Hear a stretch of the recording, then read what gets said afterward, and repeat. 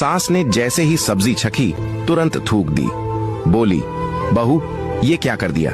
सब्जी में इतना नमक और इतना मिर्च है कि इंसान तो क्या जानवर भी नहीं खाएगा। दुकान पर टिफिन भेजने का टाइम हो गया है, अब क्या भेजूंगी? बहू भी घबरा गई। बोली, गलती से ज्यादा डल गया मां जी, अब क्या होगा? सास ने फुर्ती से थोड़े आलू उबाले और सब्जी में डाल दिए। सब्जी सही हो गई। इस बीच सास बहू को डांट कर समझाती रही। कुछ देर बाद बहू की मां का फोन आ गया। सास ने उठाया और समधन से बात करने लगी। उधर बहू और ज्यादा डर गई। सोचने लगी कि मां जी अब मेरी मां से मेरी शिकायत करेगी। बहू की मां ने जब समधन से बेटी के बारे में पूछा तो सास बोली, जी आपकी बेटी बहुत अच्छी है, सब कुछ अच्छे से संभाल लिया है, मैं बहुत खुश हूँ।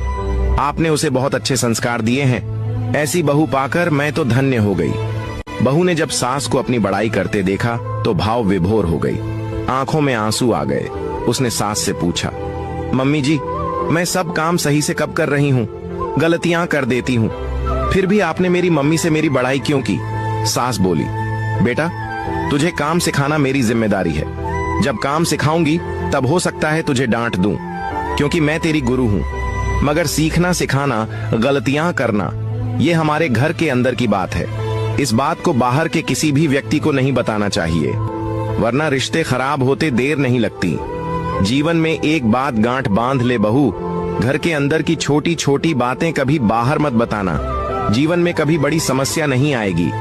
ये बात मेरी सास ने मुझे सिखाई थी, आज तुझे बता रही हूँ। बहू आंखों में भर आए आंसुओं को रोकते हुए बोली, बस ऐसे ही आप माँ बनकर मुझे सिखाते रहिए, मैं सब सीख जाऊंगी। सास बोली, क्यों रो रही है? बहू बोली, नहीं बस आप में आज माँ की झलक नजर आ गई।